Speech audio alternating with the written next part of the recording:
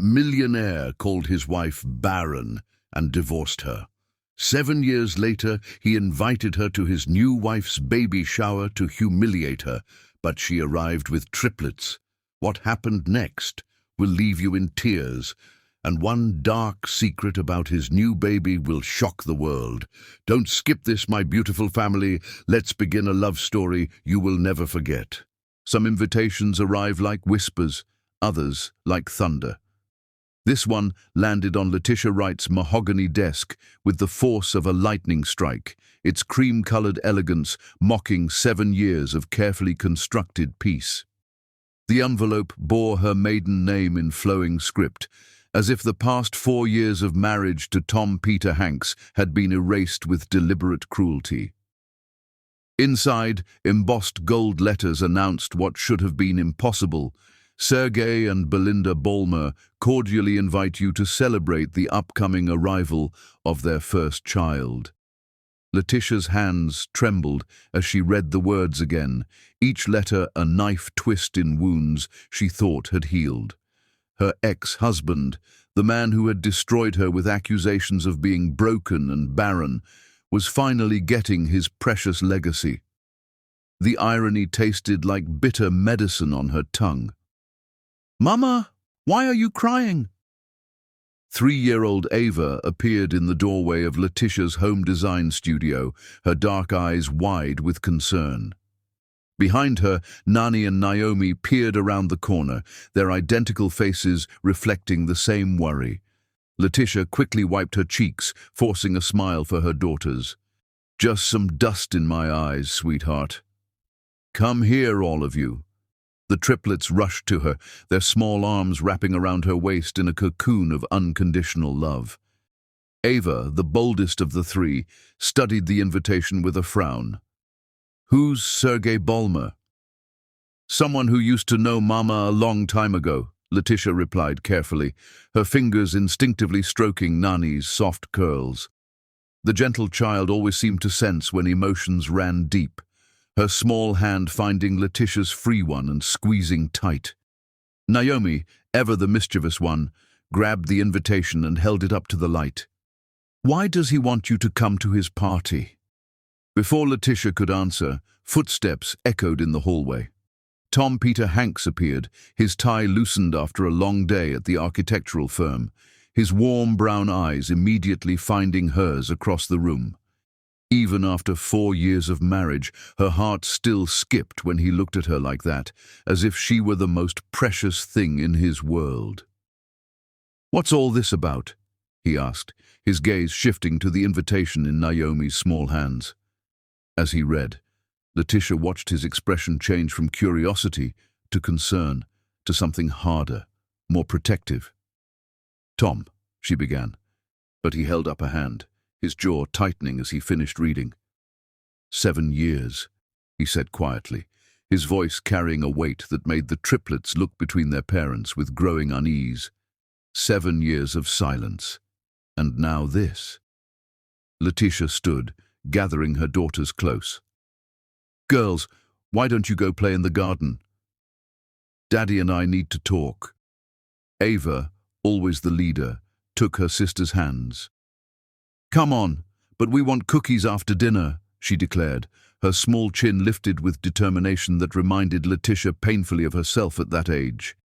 "All the cookies you want," Tom promised, ruffling Ava's hair as the girls filed out. Once they were alone, he turned to Letitia, his expression soft but troubled. "Talk to me." "He invited me to his baby shower," she said, the words feeling foreign on her tongue. "After everything he said, everything he did to me, he has the audacity to rub it in your face," Tom finished, moving closer. His hands found her shoulders, strong and steady. "He wants you to see what he thinks you couldn't give him." Letitia leaned into his touch, drawing strength from his presence. Tom Peter Hanks had been her salvation in ways he would never fully understand. When grief and loss had nearly destroyed her, he had been the gentle harbor where she could finally rest. Their love had been slow to bloom, built on friendship and mutual healing rather than passion and promises. But it had grown into something unshakable, something real. "There's something I need to tell you," she whispered against his chest, breathing in the familiar scent of his cologne. "Something about the girls, about Sergei, about why this invitation terrifies me." Tom pulled back, his hands moving to cup her face. "Whatever it is, we'll handle it together." "That's what we do," she almost told him then. Almost pulled out the medical report hidden in her desk drawer, the one that would change everything. But fear held her tongue, fear of what the truth might cost them, fear of the battle that would surely follow. Instead, she made a decision that would either be the bravest or most foolish thing she had ever done. "We're going to that baby shower." Tom's eyebrows shot up. "We're what?" "I'm going," she clarified, her voice growing stronger with each word. "And I'm taking the girls." It's time Sergei Bolmer met his replacement and saw exactly what real love looks like. "Letitia, are you sure about this? The girls don't need to be subjected to the truth," she interrupted. "They're going to ask questions someday about their father, about why I was so broken when you found me. Maybe it's time they saw the difference between a man who destroys and a man who builds." Tom was quiet for a long moment, studying her face. "This isn't just about showing him the girls, is it?" She couldn't meet his eyes. "I don't know what you mean." "You're planning something. I can see it in your face, the same look you get when you're redesigning a space. You see the end result, but I'm not sure I want to know how you plan to get there." "Trust me," she whispered, rising on her toes to kiss him softly. "Just trust me." He kissed her back, pouring 4 years of unwavering devotion into the gentle touch of his lips. "Always," he murmured against her mouth. "But Letitia, promise me something. Whatever happens at this baby shower, whatever you're planning, we come home together. All of us." "We will," she promised, even as guilt twisted in her stomach. She was about to unleash a truth that would shatter more than just Sergei's perfect new life. It might destroy everything she had built with Tom, everything beautiful and safe they had created together. But as she watched him kneel down to help Naomi with her shoes through the window, his patience infinite as their daughter chattered about her day, Letitia knew she had no choice. The truth had been patient long enough. That night, after the girls were asleep and Tom was in the shower, she pulled out her phone and dialed a number she had memorized but never called. "Bolmer Residence," a crisp voice answered. "This is Letitia Wright. Please tell Sergei I received his invitation." She paused, watching Tom's silhouette move behind the frosted glass of their bathroom door. "And tell him I'll be bringing my daughters. All 3 of them." She hung up before the person could respond, her heart hammering against her ribs. In 3 days, she would walk into Sergei Bolmer's perfect world and detonate the lie it was built on. But first, she had to decide if her marriage to Tom Peter Hanks was strong enough to survive the explosion. Chapter 2. The Love That Saved Her. During her marriage to Sergei, Letitia Wright had believed love was supposed to hurt. She had believed that jealousy was passion, that control was care, that a man who demanded perfection loved you enough to make you perfect. Sergei Bolmer had taught her these lies with the patience of a master craftsman, shaping her into something beautiful and broken. 5 years ago, 2 years after her devastating divorce, she found herself in a grief counseling center that smelled like vanilla candles and false hope. She had believed that jealousy was passion, that control was care, that a man who demanded perfection loved you enough to make you perfect. Sergei Bolmer had taught her these lies with the patience of a master craftsman, shaping her into something beautiful and broken. The grief counseling center smelled like vanilla candles and false hope. Letitia sat in the circle of mismatched chairs, staring at her hands as strangers shared their losses. She had been coming for 3 months, ever since the divorce papers were finalized, and she still hadn't spoken a word. "Letitia?" Dr. Martinez's gentle voice cut through her reverie. "Would you like to share today?" She shook her head, the same response she gave every week.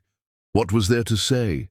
That her husband had convinced her she was defective, that she had believed him so completely she couldn't imagine anyone ever loving her again. "I lost my wife," a quiet voice said from across the circle. Letitia looked up to see a man with kind brown eyes and work-worn hands. "Cancer. 2 years ago yesterday. Tom Peter Hanks didn't look like the kind of man who belonged in a place like this. He was too solid, too present, too unbroken." But as he spoke about Sarah, about how they had planned to have children someday, about how empty their house felt without her laughter, Letitia heard something she recognized, the sound of a person trying to learn how to breathe again. "We were together for 8 years, he continued, his voice steady despite the pain flickering in his eyes. "She made me believe in forever. Now I don't know what to believe in." After the session, Letitia found herself walking beside him in the parking lot. "I'm sorry about your wife," she said quietly, surprising herself by speaking. He stopped, turning to look at her with those impossibly gentle eyes. "Thank you. I'm sorry about whatever brought you here. My marriage," she found herself saying. "My ex-husband said I was broken. Turns out he was right." Tom was quiet for a moment, then, "You know what I learned from watching Sarah fight cancer for 3 years?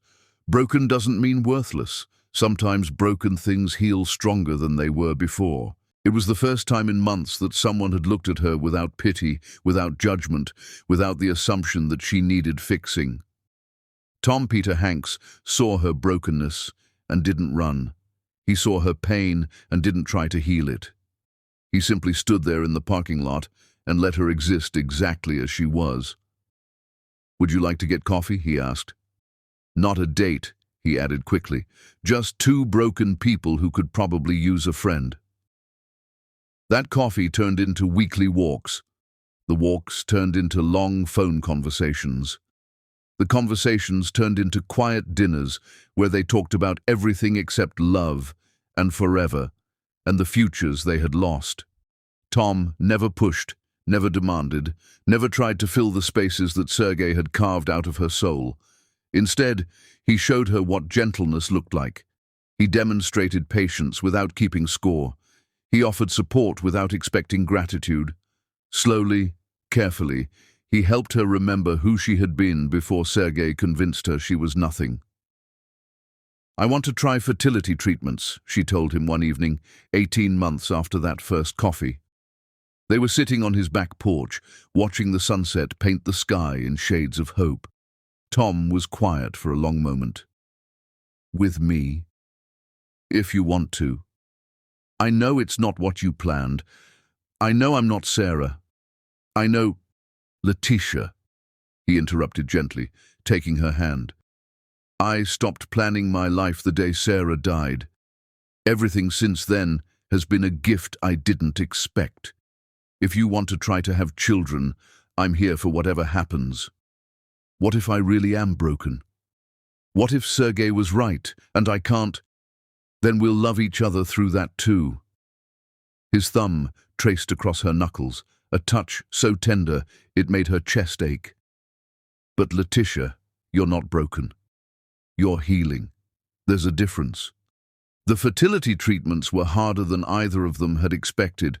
Months of hope followed by disappointment, of procedures and medications, and the slow erosion of optimism. But through it all, Tom never wavered. He held her through the failures, celebrated the small victories, and loved her through every moment of it.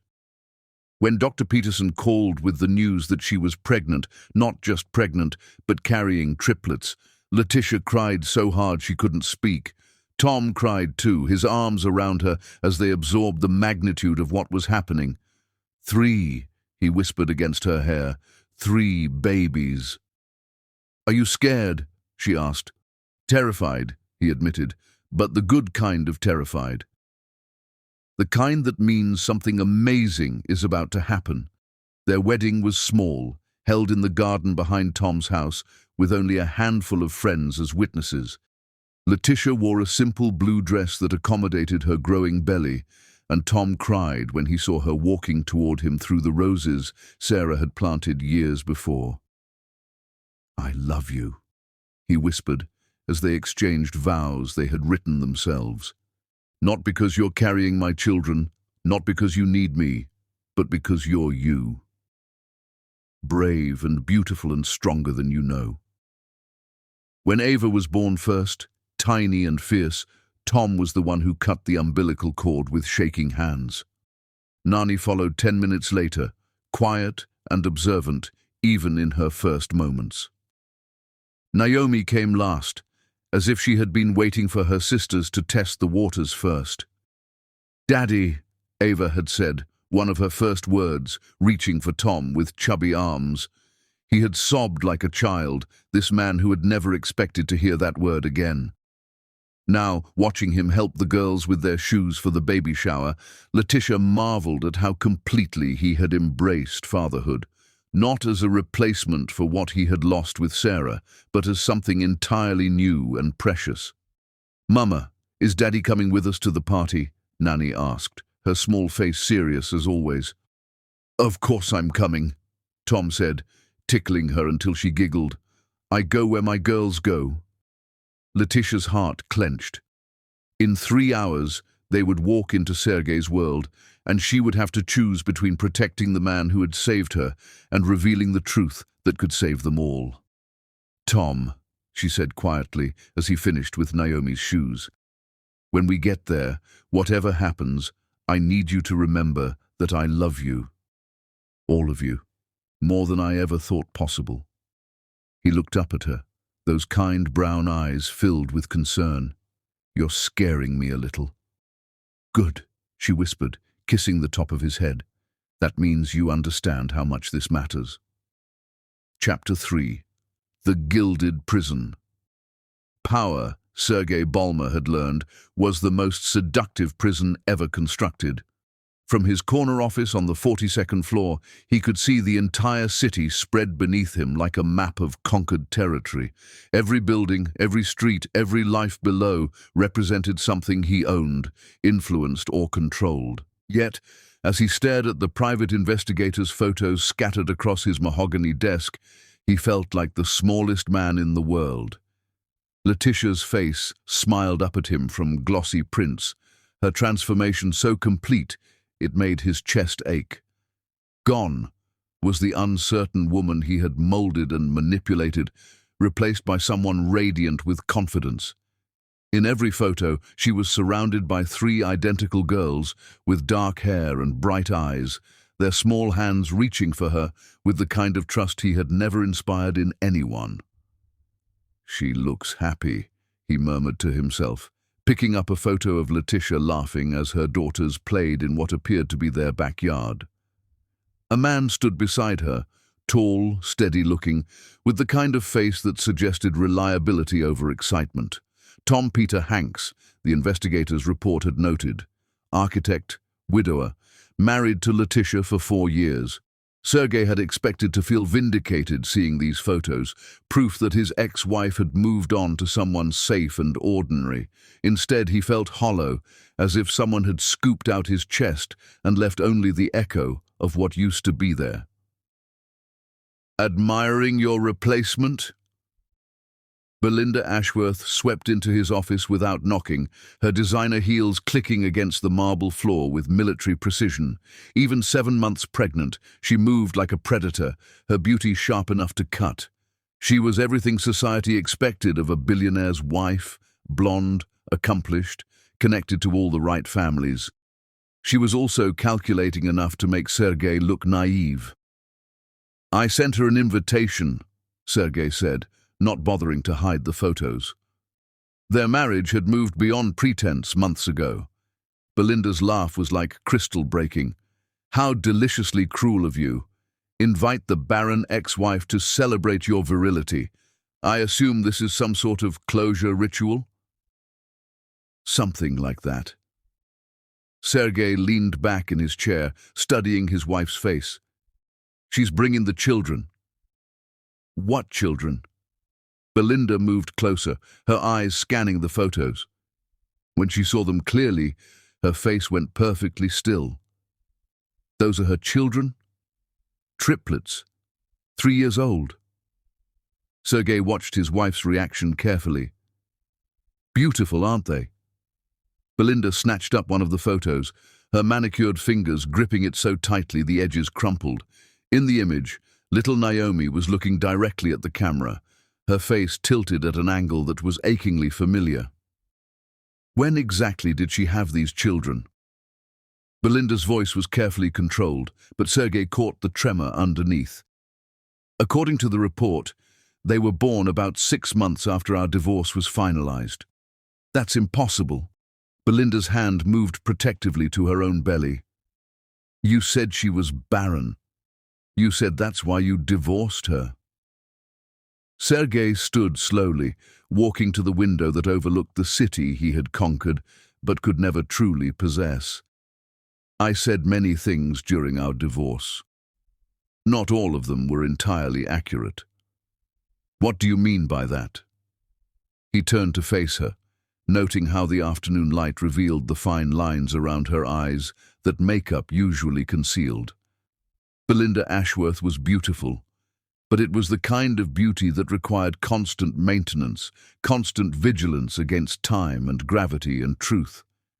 I mean that perhaps I was too quick to assign blame for our inability to conceive. The words tasted like ash in his mouth. Perhaps I was so desperate to avoid looking weak that I destroyed the only person who ever loved me unconditionally. Belinda's laugh was harsh. Don't be ridiculous. If you had fertility issues, your doctors would have caught them during the prenatal testing for this pregnancy. What prenatal testing? Sergei asked quietly. The question hung in the air between them like a blade. Belinda's face cycled through several expressions, surprise, guilt, calculation, before settling on defiance. The routine tests, blood work, genetic screening. She waved her hand dismissively. You signed the consent forms. I signed forms for you and the baby. I don't recall any genetic testing for myself. Sergei moved closer, studying his wife's face with the same intensity he brought to hostile takeovers. Which is strange because most couples pursuing pregnancy after fertility issues would want comprehensive testing. We didn't have fertility issues, Belinda snapped. I got pregnant immediately. Yes, Sergei said softly. You did. Remarkably quickly, considering we were only intimate a handful of times. The silence that followed was deafening. Through the floor-to-ceiling windows, Sergei could see storm clouds gathering over the city, dark and pregnant with rain. How fitting that his perfectly constructed life was about to be washed away. I think, he said carefully, it's time we discussed the paternity of your child. Belinda's face went pale beneath her expensive makeup. Don't be absurd. Am I being absurd, or am I finally asking the questions I should have asked months ago? He picked up another photo of Letitia's daughters, their faces so bright with joy it hurt to look at them. 3 children, Belinda. 3 healthy, beautiful children born to a woman I convinced myself was broken. Those children could be anyone's, Belinda said desperately. That architect she married, some previous relationship. Look at them. Sergei held up the photo of Naomi, her small face a feminine echo of his own features. Really look at them. Do you see what I see? Belinda looked, and he watched her face crumble as the implications hit her. If Letitia could have children, if she had been able to have children all along, then the problem had never been hers. And if the problem hadn't been hers, I need to make some phone calls, Sergei said quietly, moving toward his desk. Starting with my doctor, then my lawyer, then perhaps a very long overdue conversation with my ex-wife. You can't, Belinda said quickly. If you pursue this, if you start demanding paternity tests and genetic screening, they'll discover... She stopped abruptly, her hand flying to her mouth. They'll discover what, Belinda? She stared at him for a long moment, weighing her options. Finally, her shoulders sagged in defeat. They'll discover that you can't father children, and they'll discover that this baby isn't yours. The words hit him like physical blows, even though some part of him had already known. The truth had been lurking in the shadows of his consciousness for months, whispering doubts he had been too proud to acknowledge. "How long?" he asked. "How long what? How long have you known about my condition?" Belinda's silence was answer enough. She had known from the beginning, had researched him as thoroughly as any business acquisition. She had seen an opportunity in his desperate desire for an heir and his willingness to blame his ex-wife for their childlessness. "The baby shower," he said suddenly. "You're terrified of the baby shower." "I don't know what you mean." "You're afraid that seeing Letitia's children will make me ask questions. You're afraid that I'll finally connect the dots you've been so careful to keep separated." He laughed, a sound devoid of humor. "You're afraid that my barren ex-wife is about to prove that the problem was never hers." Belinda straightened, her spine steel rod straight. "Even if that were true, what would you do about it? Destroy your reputation. Admit that your precious masculinity is a lie. Create a scandal that would ruin both our families." She was right, of course. The smart thing, the practical thing, would be to let sleeping dogs lie. Accept the child she was carrying as his own, play the role of devoted husband and father, and never speak of this conversation again. But as Sergei looked at the photos of Letitia's daughters, the children he could never have given her, the family she had built with a man who had loved her exactly as she was, he realized that being smart and practical had cost him everything that mattered. "Maybe it's time for the truth," he said quietly. "No matter what it costs." Belinda's eyes narrowed. "You have no idea what you're threatening to unleash." Chapter 4. 3 Mirrors of Truth.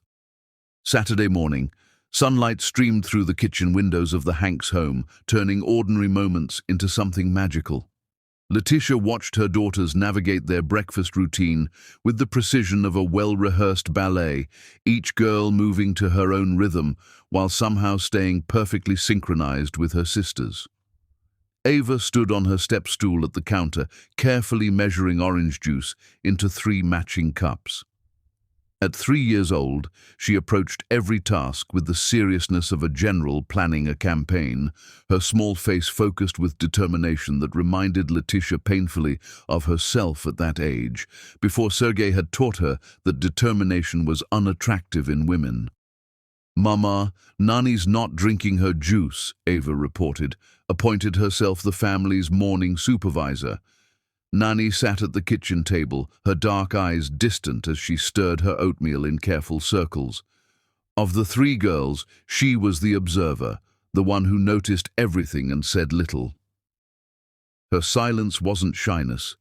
It was the quiet of someone who understood more than she let on. "She's thinking about something important," Letitia said, smoothing Nani's hair. "Sometimes we need quiet to sort out our thoughts."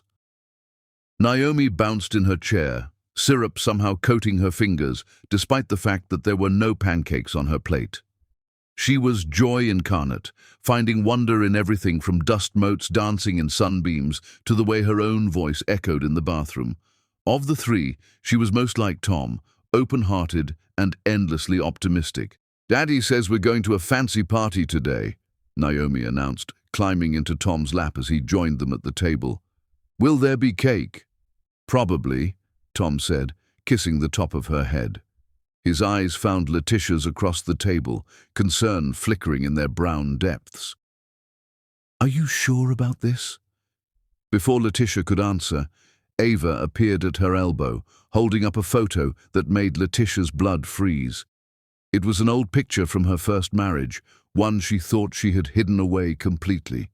In it, she stood beside Sergei at some charity function, her smile brittle and her posture unnaturally perfect. "Who's this man, Mama?" Ava asked with the guileless curiosity of childhood. "He looks like us." The resemblance was undeniable and heartbreaking. Sergei's strong jaw, his dark hair, his intense eyes, they were all reflected in her daughter's faces. But where his features spoke of arrogance and control, theirs radiated innocence and joy. Letitia's hands shook as she took the photo. "Where did you find this?" "In your office, in the box with all the papers." Ava climbed into the chair beside her, studying the picture with scientific interest. "He has Naomi's nose." Tom's face had gone carefully blank, his architect's mind undoubtedly calculating the implications. Nanny looked up from her oatmeal, her wise eyes moving between the photo and her mother's face. "That's the man from your dreams," Nanny said quietly, her small voice cutting through the kitchen's warmth like a cold blade. "The one who makes you cry." Letitia stared at her middle daughter, shocked by the observation. She thought she had hidden her nightmares, her occasional sleepless nights when memories of her first marriage crept in like poison. "You have dreams about this man." Tom's voice was carefully controlled, but Letitia heard the hurt underneath. "Not dreams," she said quickly. "Nightmares. Sometimes I dream about the past, about who I used to be. It doesn't mean anything." But even as she said it, she knew it wasn't entirely true. Sergei Bolmer had shaped her in ways that 4 years of love and healing couldn't completely erase. He lived in the careful way she asked for things instead of demanding them, in her instinct to apologize for taking up space, in the small voice that still whispered that she wasn't enough. "He's the one who hurt you," Ava said matter-of-factly, her child's logic cutting straight to the truth. "Before Daddy found you." Tom's hand found Letitia's across the table, his fingers intertwining with hers. "Is that why we're going to this baby shower? To face him?" "I don't know," Letitia whispered, staring at the photo of her younger self, a woman who had believed that love required sacrifice, that partnership meant submission, that being chosen was more important than being valued. Naomi scrambled down from Tom's lap and came to lean against Letitia's chair. "Don't be sad, Mama. We love you just the way you are." The simple words, spoken with 3-year-old certainty, broke something open in Letitia's chest. These children, her children, had never known her as anything other than whole. To them, she wasn't a woman recovering from emotional abuse or someone learning to trust again. She was simply Mama, the center of their world, worthy of love without condition or compromise. "I love you too," she whispered, pulling Naomi close. "All of you, more than all the stars in the sky." "Even when we're naughty?" Naomi asked hopefully. "Especially when you're naughty," Tom said, joining their impromptu group hug. "That's what families do. We love each other through everything." As they held each other in the morning light, Letitia felt her resolve solidify. Her daughters deserved to grow up knowing that love didn't require perfection, that they were valuable simply because they existed. They deserved to understand the difference between a man who loved conditionally and one who loved completely. "Get dressed, girls," she said finally. "We have a party to attend." An hour later, as she helped them into their matching blue dresses, Letitia marveled at how different this felt from preparing for events during her first marriage. Then, every social gathering had been a performance, a test she might fail. Now, with Tom's steady presence and her daughter's chatter filling the house, she felt armed for battle. "You look beautiful, Mama," Nanny said, her small hands smoothing the skirt of Letitia's emerald dress. "Thank you, sweetheart. You all look beautiful too." "Are we going to meet the man from the picture?" Ava asked, her direct gaze so much like Sergei's it made Letitia's breath catch. "Yes. Will he be mean to you?" The question hung in the air, heavy with the wisdom children possessed about the adults in their lives. How had Ava known to ask? What had she observed in the careful way Letitia spoke about the past? "He might try to be," Letitia said honestly, But he can't hurt me anymore. Do you know why? Because Daddy won't let him, Naomi said immediately. Because we won't let him, Ava added fiercely. Because love is stronger than mean, Nanny concluded, her quiet voice carrying absolute certainty. Tom appeared in the doorway, resplendent in his navy suit, his presence filling the room with safety and strength. Ready? Ready, Letitia said, though her heart hammered against her ribs. As they walked to the car, her daughter's hands in hers, she felt the weight of the medical report hidden in her purse. Today, she would stand in Sergei Balmer's world and show him what real love looked like. She would let him see the children she had created with a man who valued her exactly as she was. And if necessary, she would burn down the lies he had built his new life on, even if it meant risking everything she held dear. "Mama," Naomi said, as Tom buckled her into her car seat, "are you scared?" Letitia looked at her youngest daughter's trusting face, then at Tom's steady hands as he checked the other girls' seatbelts, then at the home they had built together, imperfect but real, complicated but true. "Yes," she said, "but sometimes the scariest thing is also the rightest thing." Chapter 5. The Arrival. The Ashworth Country Club existed in a sphere where money whispered instead of shouted, where every detail had been crafted to suggest effortless elegance rather than obvious wealth. Letitia had attended dozens of events here during her first marriage, always feeling like an actress playing a role she hadn't quite mastered. Now, stepping out of Tom's sensible sedan with her 3 daughters, she felt like she was returning to a stage where she had once forgotten her lines. The building itself was a monument to old money and older prejudices, its Georgian architecture designed to intimidate as much as impress. Manicured gardens surrounded the entrance, every flower precisely placed, every hedge trimmed to mathematical perfection. It was the kind of place where appearances mattered more than authenticity, where people competed over charity donations and summer home locations. "Stay close to Mama and Daddy," she murmured to the girls, smoothing Ava's hair one final time. Her hands trembled slightly as she adjusted Nanny's dress, straightened Naomi's collar. These small rituals of motherhood grounded her, reminded her that she was no longer the insecure woman who had once sought approval from the people inside these walls. The summer air hung heavy with the scent of gardenias and privilege, the kind of atmosphere that made ordinary people feel small and unwelcome. But Tom's hand found hers immediately, his familiar touch grounding her in the present rather than the painful past. The contrast between arriving here with him versus arriving with Sergei was stark. Then she had been an accessory to be displayed. Now she was part of a team. "Breathe," he whispered in her ear, his voice calm and steady. "We're here together. We leave together." Through the club's floor-to-ceiling windows, Letitia could see the party already in full swing. Familiar faces from her old life moved through the elegantly appointed space. Women who had once measured their worth in carats and connections. Men who treated their wives like expensive accessories. The scene was exactly as she remembered. Perfectly coordinated outfits, air kisses that never quite touched cheeks, conversations that sparkled on the surface while remaining empty underneath. At the center of it all, she caught a glimpse of Sergei, his dark hair now touched with silver at the temples, his posture as commanding as ever. He stood near the gift table, accepting congratulations with the practiced ease of someone born to command attention. Even from a distance, she could see the way people gravitated toward him, seeking his approval, his acknowledgement. Some things never changed.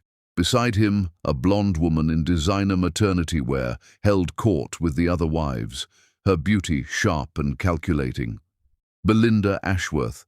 She had seen photos in the society pages, knew the woman's reputation for ambition wrapped in Grace Kelly elegance. Everything about her seemed designed to project perfection, from her flawlessly styled hair to her carefully chosen jewelry that caught the light at precise angles. "That's him," Ava said, pressing her face against the window of the car they hadn't yet fully exited. The man from the picture. Letitia's breath caught. Even from a distance, even after 7 years, Sergei Balmer still possessed the kind of magnetism that drew every eye in the room. He commanded attention effortlessly, his presence filling space in a way that spoke of confidence and control. But there was something different now, a brittleness to his smile, a tension in his shoulders that suggested the cost of maintaining his facade. "He looks sad," Nani observed, her perceptive gaze fixed on Sergei's face, even from their distant vantage point. "Like he's pretending to be happy," out of the mouths of babes. Even at 3 years old, Nani could see what it had taken Letitia years to recognize, that Sergei's charm was performance, his confidence a carefully constructed mask, designed to hide the insecurities that drove him to demand perfection from everyone around him. Tom stepped around the car to help the girls out, his movements unhurried despite the magnitude of what they were about to do. "Are you ready for this?" he asked, his brown eyes searching Letitia's face.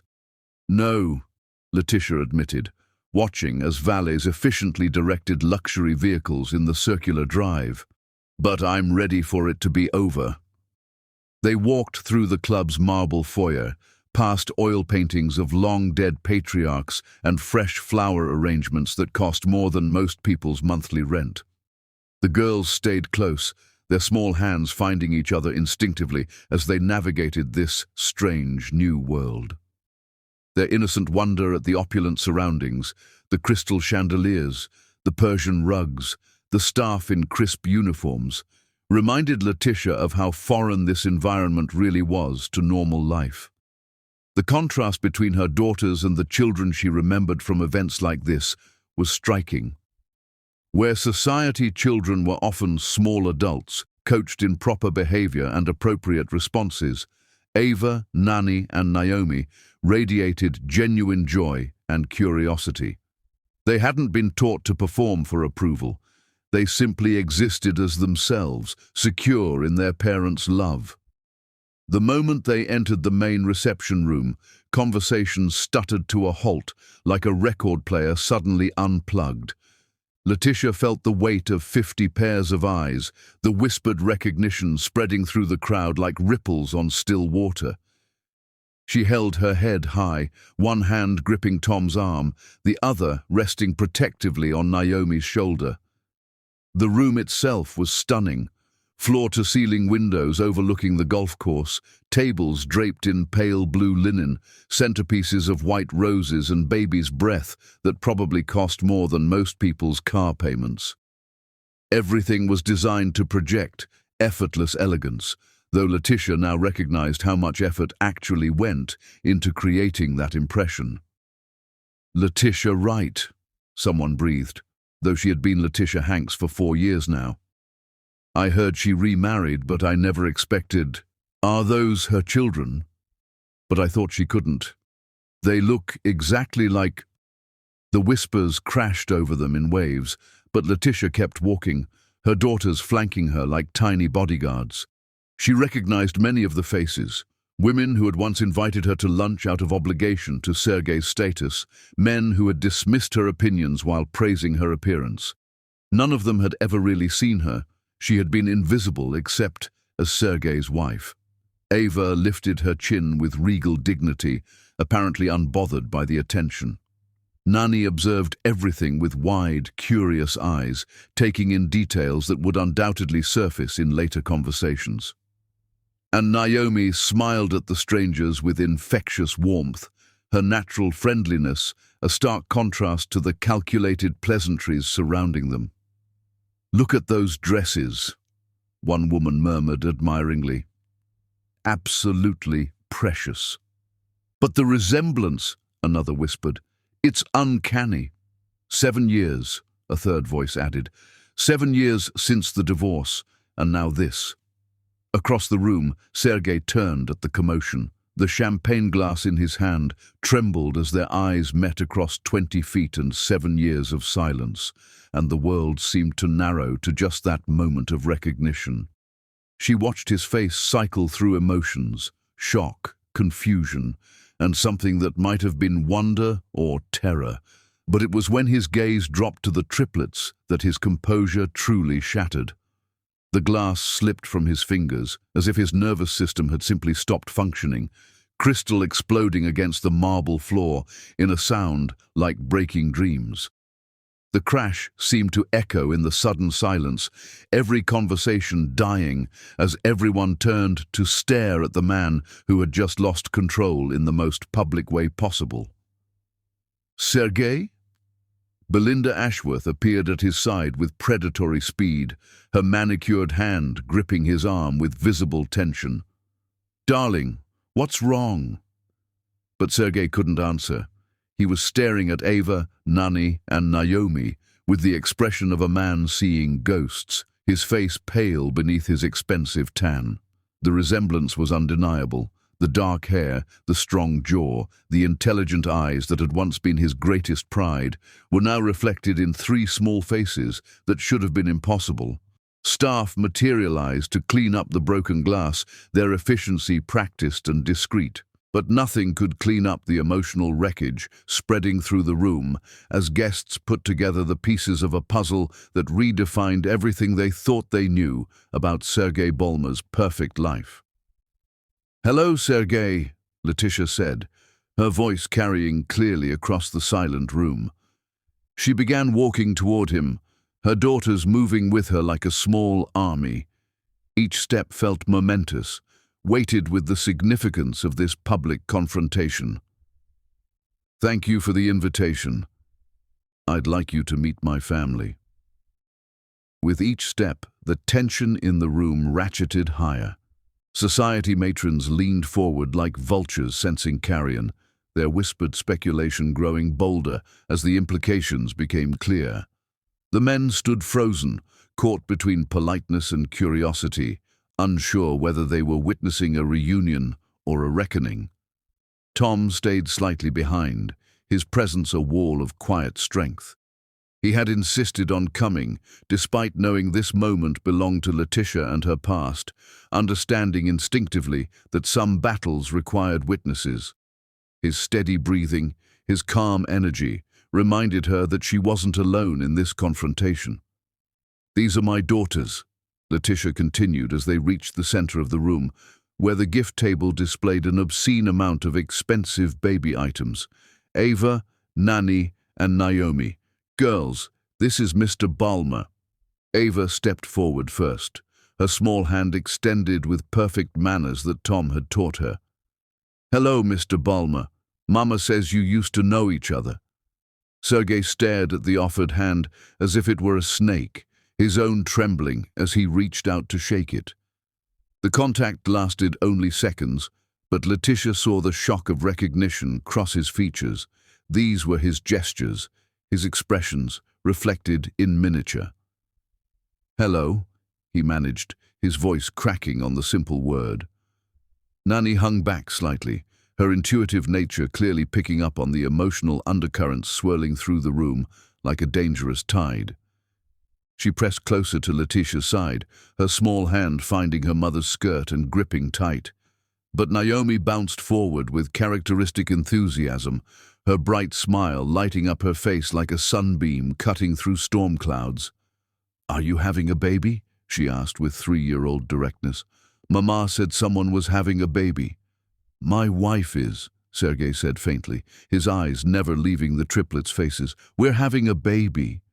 "That's nice," Naomi said politely, her natural warmth shining through despite the strange atmosphere. "Babies are fun. We know because Mrs. Martinez next door just had one and it's very small and wrinkly." A few nervous laughs rippled through the crowd, but the tension remained thick enough to cut. People pretended to return to their conversations, but every ear was tuned to this unfolding drama. Phones discreetly appeared, society photographers sensing a story that would dominate gossip columns for weeks. Belinda moved closer to Sergei, her face a mask of forced politeness that couldn't quite hide the panic in her eyes. Everything about her body language screamed calculation. The way she positioned herself between Sergei and the children, the tightness around her eyes despite her practiced smile. "How lovely that you could come," Belinda said, her voice honeyed with false warmth. "Though I must say, I wasn't expecting you to bring children. This is rather an adult affair." "Children love parties," Tom said mildly, speaking for the first time since they'd entered. His voice carried the quiet authority of a man comfortable in his own skin, unimpressed by displays of wealth or status. "And they're very well behaved." Belinda's gaze flicked to Tom, taking in his steady presence, his obvious devotion to Letitia and the girls. Her calculation was visible, her mind clearly working through the implications of what she was seeing: a happy family, a devoted husband, children who looked disturbingly familiar. "And you are?" she asked with brittle politeness. "Tom Hanks, Letitia's husband, the girl's father." The word father hit Sergei like a physical blow. He swayed slightly, gripping the edge of the gift table for support, his face going even paler as the reality settled over him. These children, these impossible, beautiful children, called another man father. "Daddy builds houses," Ava informed the gathered crowd with pride, her voice clear and confident, "really tall ones that touch the sky. And he makes the best pancakes," Naomi added, beaming up at Tom with pure adoration. "With chocolate chips." "He reads us stories every night," Nani said quietly, her small voice carrying clearly in the hushed room. "Even when he's tired from work." With each innocent revelation, Sergei's composure cracked further. Here was everything he had claimed to want: family, legacy, children who looked at their father with love instead of fear. But it belonged to another man, a better man, a man who had loved Letitia exactly as she was, rather than trying to remake her in his image. The crowd was beginning to murmur again, the significance of the moment not lost on anyone present.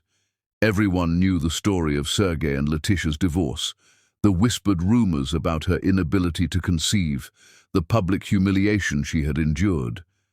Now those whispers were dying in the face of 3 living contradictions.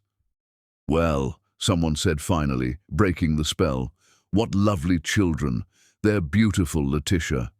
"Thank you," Letitia replied, her voice steady despite the emotional earthquake happening around her. "We think so too." As if released from a trance, the party slowly resumed its rhythm. Conversations restarted, glasses were refilled, and the gift-opening ceremony began with forced enthusiasm. But the damage was done. Questions hung in the air like smoke, and every eye in the room kept drifting back to the impossible sight of Sergei Bolmer's ex-wife, surrounded by children who looked exactly like him. Through it all, little Ava watched the adults with the sharp intelligence she had inherited from both her parents. Something was wrong here, her expression said. Something important was being left unsaid. Her dark eyes, so like Sergei's but filled with a warmth his had never possessed, moved between the grown-ups as if she were solving a complex puzzle, and as the afternoon wore on, as gifts were opened and congratulations offered with increasing strain, she began to form a plan with the devastating simplicity that only children possessed. "Mr. Bolmer," she said during a lull in conversation, her clear voice cutting through the party noise like a blade through silk, "are you the man who made my mama cry?" Chapter 6. Confrontation of Souls. The rose garden behind the Ashworth Country Club had always been Letitia's refuge during the unbearable social events of her first marriage. Hidden behind walls of climbing tea roses and English ivy, it was the one place where she could drop her mask and simply breathe. Now, as Sergei followed her into this familiar sanctuary, she felt the weight of 7 years pressing down on her shoulders like stones. "You came," he said unnecessarily, his voice rough with emotions she couldn't name. "You invited me." Letitia turned to face him, noting how the afternoon light revealed new lines around his eyes, the way success had carved itself into his features. He was still handsome, would always be handsome, but there was something hollow about it now, like a beautiful shell with nothing living inside. I never expected you to actually—" He stopped, running his hands through his hair in a gesture she remembered too well. God, Letitia, they look exactly like me. Do they? She kept her voice carefully neutral, though her heart was hammering against her ribs. I hadn't noticed. Don't. His voice cracked on the word. Don't pretend this isn't happening. Those children, Ava, Nani, Naomi, they're mine, aren't they? The question hung between them like a blade. Through the garden's French doors, Letitia could see Tom playing with the girls in the club's family room, his patient attention focused entirely on their animated storytelling. He looked up once, meeting her eyes through the glass, his expression steady and trusting. What makes you think that? She asked quietly. Look at them, Letitia. Really look at them. They have my eyes, my jaw, your arrogance. The words slipped out before she could stop them, sharp and cutting. Sergei flinched as if she had struck him. I deserved that. You deserved worse than that. 7 years of buried anger began to surface, hot and dangerous. You destroyed me, Sergei. You convinced me I was broken, worthless, defective. You made me believe that my only value was in giving you children, and when we couldn't, you threw me away like garbage. I was wrong. The admission came out broken, barely audible. I was so wrong about everything. Were you? Letitia stepped closer, her voice dropping to a whisper that somehow carried more force than shouting. Or are you just sorry because now you see what you lost? Sergei's hand shook as he reached toward her, then fell to his sides when she stepped back. I've regretted leaving you every day for 7 years, every single day. While you were building your empire? While you were marrying your perfect blonde wife? While you were planning the family you could never have with me? Each word was a weapon, precisely aimed. Forgive me if I don't believe your regret was particularly inconvenient. You don't understand. I understand perfectly. Letitia pulled out her phone, scrolling to a photo from the Triplets' last birthday party. In it, Tom had flour in his hair from making their cake from scratch, all 3 girls clinging to him while he laughed at something Naomi had whispered in his ear. This is what love looks like, Sergei. This is what it means to choose someone every day, not just when it's easy. Sergei stared at the photo as if it were written in a foreign language. He's a good father. He's the only father they've ever known. But I'm there. You're nothing to them. The words came out harsher than she intended, but she didn't take them back. You're a stranger who made their mother cry. That's all you are, all you'll ever be. Sergei sank onto one of the garden benches, his head in his hands. For a moment, he looked like the man she had fallen in love with all those years ago, vulnerable, uncertain, human. It would have been easier if he had been the monster she had painted him as in her mind. I know I have no right to ask, he said without looking up, but are they happy? Are you happy? The question caught her off guard. She had expected demands, threats, legal posturing. She hadn't expected this quiet devastation, this genuine concern for their well-being. Yes, she said simply. We're very happy. Good. He looked up at her, and she saw tears tracking down his cheeks. That's all I ever wanted for you. I just didn't know how to give it to you myself. Through the glass doors, Tom appeared with Naomi on his shoulders, Ava and Nani racing ahead of him as they played some elaborate game. The sight of her family, whole, joyful, unbroken, strengthened her resolve. I need to ask you something, she said, her voice steadier now, and I need you to tell me the truth. Anything. During our marriage, did you ever suspect that maybe the problem wasn't with me? Sergei's face went completely still. The question hung in the garden air, heavy with implications that could destroy more than just his pride. Sergei, He stopped, swallowed hard, tried again. There were tests. Early in our marriage, when we first started trying, my doctor suggested some additional screening, but I refused. I was so sure, so arrogant. You knew. The realization hit her like a physical blow. You knew it might be you, and you let me believe I was broken. I was terrified, he whispered, terrified that if it was me, if I couldn't, what kind of man would that make me? What kind of legacy could I leave? I convinced myself it had to be you, because the alternative was unthinkable. Letitia stared at him, watching 7 years of carefully constructed hatred crumble into something more complicated. Pity, perhaps, or the exhausted aftermath of fury. He hadn't been a monster. He had been a coward. You destroyed us both, she said quietly. Your pride, your fear, it poisoned everything. I know. He stood slowly, moving toward the garden's exit. I know, and I'm sorry. I'm sorrier than you'll ever know. Sergei, wait. He turned back, hope flickering in his eyes. Your wife, Belinda, is the baby yours? The hope died instantly. I don't know, he admitted. I'm beginning to suspect it's not. And if it's not, then I'll have gotten exactly what I deserve. A life built on lies, surrounded by people who see me as nothing more than a bank account. He managed a bitter smile. Rather poetic, don't you think? Before Letitia could respond, the garden door burst open. Tom stood in the doorway, his usually calm face tight with controlled fury. Letitia, he said, his voice carefully level. We need to leave. Now. What's wrong?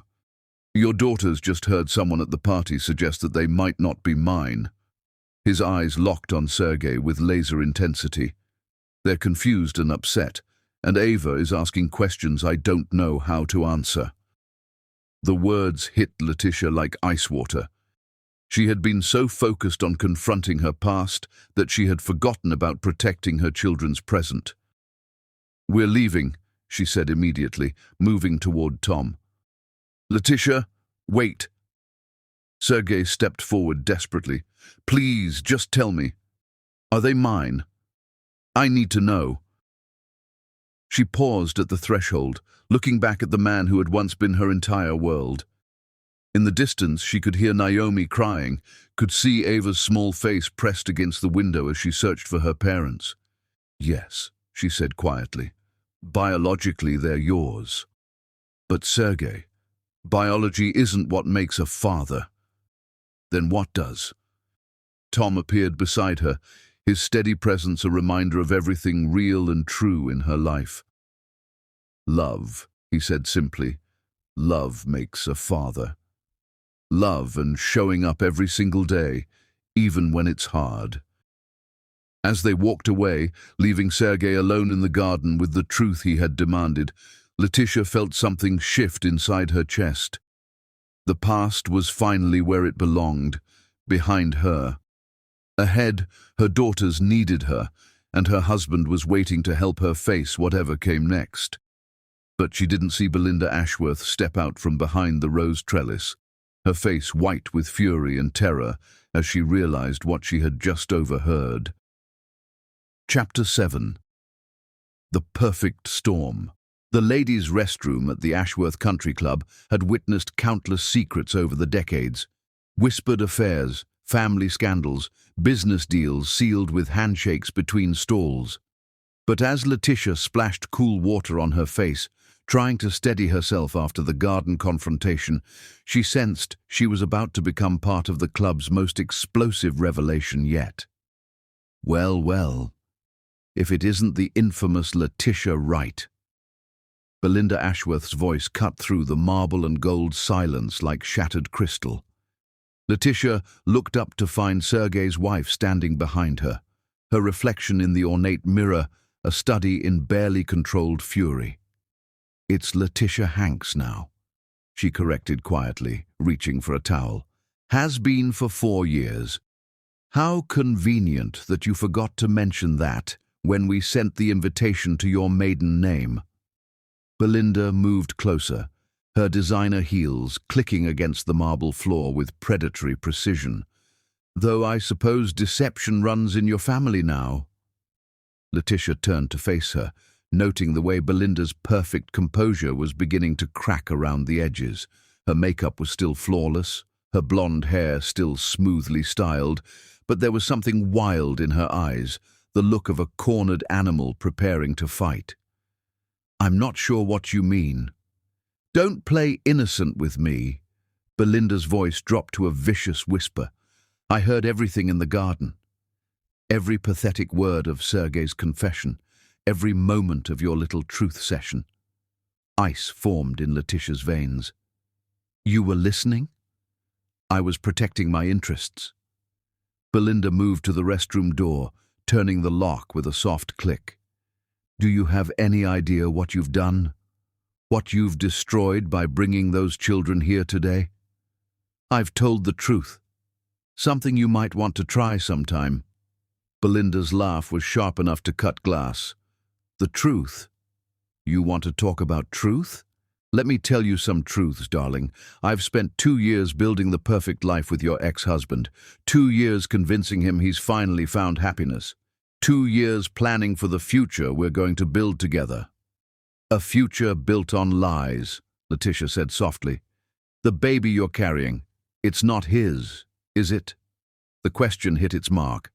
Belinda's face went pale beneath her foundation, her hand moving instinctively to her rounded belly. "How dare you?" "It's not an accusation. It's a fact." Letitia stepped closer, her voice gaining strength. "You know about Sergei's condition. You've known all along.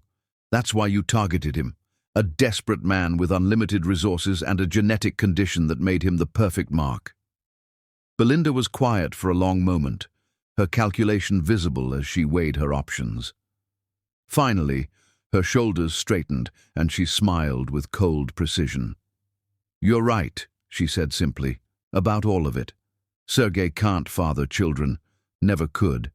This baby belongs to Marcus Rothwell, my business partner, a man with significantly less money but considerably more vitality." The casual admission was somehow more chilling than any denial would have been. Letitia stared at this woman who could destroy lives with such elegant ease, who could build an entire marriage on calculated deception. "Why tell me this?" "Because knowledge is power, and I want you to understand exactly what's at stake here." Belinda began pacing the small space like a caged predator. "If you pursue this paternity nonsense, if you allow Sergei to demand genetic testing, my carefully constructed world comes crashing down.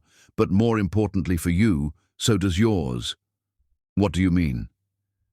"I mean that if I go down, I'm taking you with me." Belinda pulled out her phone, scrolling through photos with surgical precision. "I've already documented everything from today. Your children's obvious resemblance to Sergei, their ages, the timeline of your pregnancy versus your divorce. One call to my lawyer, and I can make a very compelling case that you've been hiding his biological children from him for 3 years. Letitia felt the ground shifting beneath her feet. "That's not... You can't prove... Can't I?"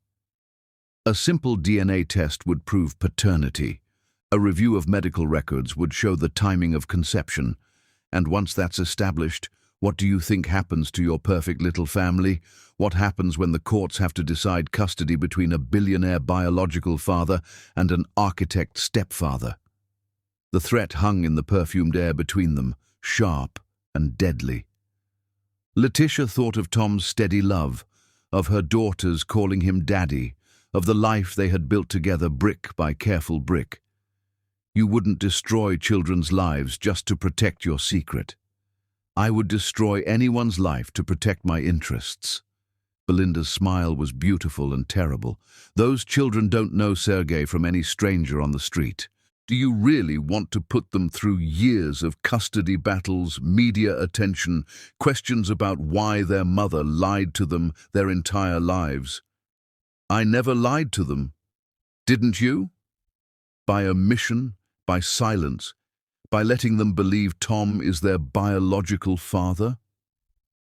Belinda leaned against the marble counter, her posture casual despite the venom in her words. I wonder what he'll think when he learns the truth. Oh, wait, he already knows, doesn't he? I saw his face during your little garden party. The poor man has been living with this knowledge, wondering when the other shoe would drop. Letitia's chest tightened. Tom had suspected, of course he had suspected, the timing, the resemblance, her carefully guarded secrets about her first marriage. He had known and loved them anyway, loved her anyway, without ever demanding the truth she wasn't ready to give. Here's what's going to happen, Belinda continued, her voice taking on the crisp efficiency of a business presentation. You're going to take your little family and disappear from our lives forever. No more contact with Sergei, no more surprise appearances at social events, no more questions about paternity or medical conditions. And if I don't, then I destroy everything you hold dear. Belinda's mask slipped for just a moment, revealing the calculating mind beneath the beautiful facade. I have resources you can't imagine, connections that reach into every corner of this city. I can make your husband's business fail, can ensure your children face scrutiny and speculation for the rest of their lives. I can make Sergei believe you deliberately hid his children from him out of spite. The bathroom door handle rattled suddenly, followed by a soft knock. Letitia? Tom's voice, concerned and patient. The girls are ready to go home. Both women froze, the sound of normalcy breaking through their toxic bubble. Letitia stared at Belinda, seeing her clearly for the first time, not just as a rival or an obstacle, but as someone willing to destroy innocent lives to protect her lies. You have 24 hours to decide, Belinda whispered, moving toward the door. Disappear quietly, or watch everything you love burn. But as she reached for the lock, Letitia's voice stopped her cold. You made one mistake, Belinda. What? Letitia pulled out her own phone, the screen showing a recording app that had been running for the past 10 minutes. You assumed I was as naive as I used to be. You assumed I wouldn't learn from my past mistakes. Belinda's face went deadly pale. You recorded every word, every threat, every admission. Letitia's voice was steady now, powered by a fury that burned cold and clean. You're right about one thing. Knowledge is power. And now I have all the knowledge I need. As she unlocked the door and stepped out to meet her family, Letitia heard Belinda's sharp intake of breath behind her.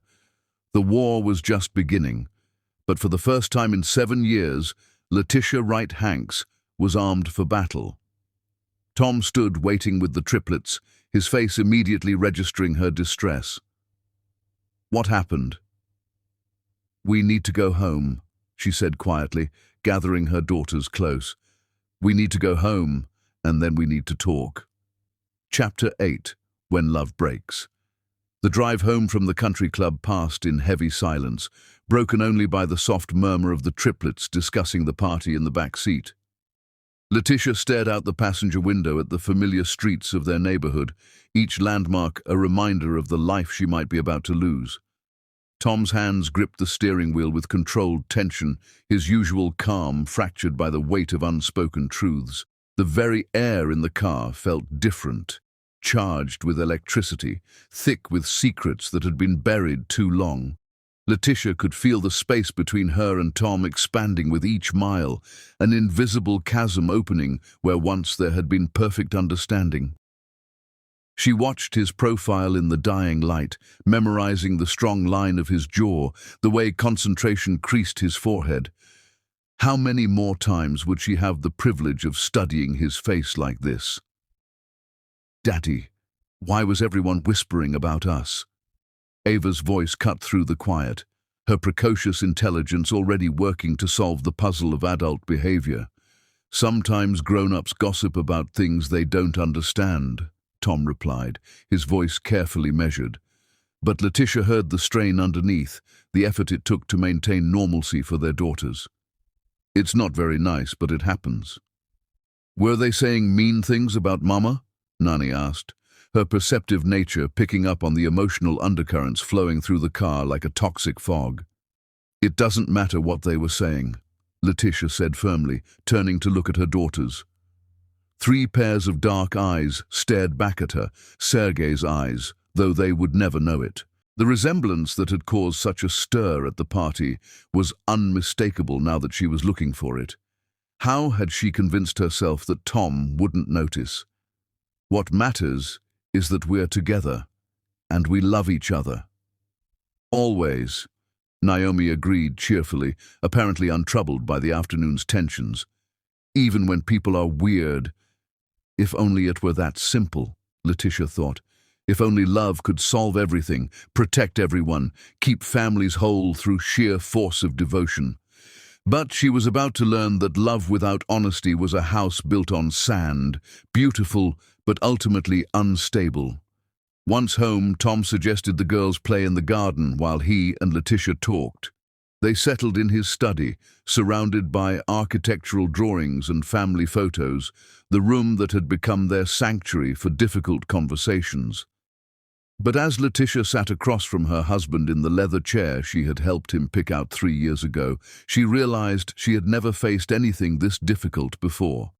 The study held so many memories: late nights when Tom worked on designs while she curled up reading, Sunday mornings when the girls climbed into his lap to help with blueprints, quiet conversations about dreams and plans and the future they were building together. Would this be the room where all of that ended? "I need to tell you something," she began, then stopped, her courage failing. Tom waited with the patience that had first attracted her to him, his brown eyes steady and encouraging. This man who had rebuilt her confidence word by word, touch by touch, deserved so much better than the devastation she was about to unleash. "The girls," she said finally, "biologically, they're Sergei's." To his credit, Tom didn't flinch, didn't look surprised, didn't react with anything other than quiet acceptance. "I know. You... what? I've known for a while. The timing, the resemblance. I'm not blind, Letitia." He leaned forward in his chair, his hands clasped tightly together. "What I don't understand is why you never told me." The question hung between them like a chasm. Letitia felt tears threatening, her chest tight with the weight of 3 years of hidden truth. She had rehearsed this conversation 1,000 times in her mind, but faced with Tom's gentle disappointment, all her careful explanations crumbled. "Because I was terrified," she whispered, "terrified that if you knew, you'd love them less. Love me less. Terrified that Sergei would try to take them if he ever found out." "Take them?" Tom's voice sharpened. "What do you mean?" With shaking hands, Letitia pulled out her phone and played the recording from the country club restroom. As Belinda's threats filled the study, she watched Tom's face cycle through shock, anger, and something harder, a protective fury she had never seen before. The recording seemed to last forever, each of Belinda's calculated words another nail in the coffin of her marriage. When it finally ended, the silence was deafening. Tom sat motionless, processing what he had heard, his architect's mind undoubtedly calculating the implications of every threat. "She threatened our children," he said when the recording ended, his voice deadly quiet. "She threatened everything, our marriage, your business, the girl's future." "Our marriage?" Tom stood abruptly, beginning to pace the small space like a caged animal. "Letitia, do you honestly think I would love you less because of some biological detail? Do you think fatherhood is just about DNA?" The pain in his voice was like a physical blow. She watched him move restlessly around the room, touching familiar objects. A photo of their wedding day, the girl's first drawings taped to his drafting table, a coffee mug she had given him that read, "World's Best Dad." Each touch seemed to ground him, remind him of what they had built together. "I don't know what I think anymore," she admitted, breaking down completely. Years of suppressed fear and guilt poured out of her in ugly, heaving sobs. I've been keeping this secret for so long, I forgot how to tell the truth. I've been so scared of losing you all that I nearly lost you anyway." Tom stopped pacing, turning to look at her with an expression she couldn't read. In the fading light from the window, he looked older somehow, worn down by the weight of her deception. This man who had given her everything, love, security, a family, a future, and she had repaid him with lies. "You really thought I might leave you over this?" "I thought you might question everything. Wonder if I married you for security, if I ever really loved you, if the girls and I were just some sort of package deal you got stuck with." "Stop!" The word came out harsh, final. Just stop. The silence that followed was deafening. Outside, Letitia could hear the girls playing, their laughter a painful reminder of what was at stake. Ava was teaching her sisters some elaborate game, her voice clear and confident as she explained the rules. These children who called Tom Daddy with such complete trust, who had never known a world where he wasn't their father in every way that mattered. When Tom spoke again, his voice was so quiet she had to strain to hear it. "Do you want to know what hurts the most? It's not that they're biologically his. It's that you didn't trust me enough to tell me. 4 years, Letitia. 4 years of marriage, of building a life together, of me loving those girls as my own, and you thought I was so shallow that genetics would matter to me." Each word was a knife to her heart, all the more painful because they were true. She had protected everyone except the one person who deserved her trust most. The man who had never given her a single reason to doubt his love, who had proven every day through word and deed that family was about choice, not blood. "You're right," she whispered. "I'm sorry. I'm so sorry doesn't fix this." Tom moved to his desk, pulling out a small overnight bag she hadn't noticed before. The sight of it made her stomach drop. He had been planning this, had known this moment was coming. "I need some time to think, to figure out if the woman I married is the woman I thought she was, or someone who's been lying to me for 3 years. Terror flooded her system, cold and paralyzing. "You're leaving?" "I'm going to stay at my brother's for a few days." "The girls can stay here with you. They don't need their world turned upside down any more than it already has been." The practical consideration, even in his pain, was so fundamentally Tom that it nearly broke her. Even angry, even hurt, his first thought was protecting the children who weren't biologically his, but whom he loved completely. "Tom, please. We can work through this. Can we? Because right now, I don't know what's real anymore. I don't know if you married me because you loved me, or because you needed a father for Sergei's children. I don't know if every time you said you trusted me, you were lying." The accusations hit her like physical blows, each one deserved, but devastating. She watched the man she loved more than breathing pack his bag with the same careful precision he brought to everything else. His movements were economical, practiced. How many times had he fantasized about this moment? How long had he been waiting for the other shoe to drop? "I love you," she said desperately, standing and moving toward him. "I love you more than I ever loved him, more than I thought possible. You're not a replacement or a convenience. You're everything to me." Tom paused in his packing, his shoulders sagging with exhaustion. For a moment she thought she had reached him, that love might be enough to bridge the chasm her deception had created. "I believe you love me, but love without trust isn't enough, Letitia. And right now I don't know if you're capable of the kind of trust a marriage requires. Please don't do this. Please don't leave us. I'm not leaving you." His voice broke slightly on the words. I need space to think, to figure out how to move forward from here." As he moved toward the door, the sound of small feet running down the hallway made them both freeze. The girls had finished their game, were coming to find them.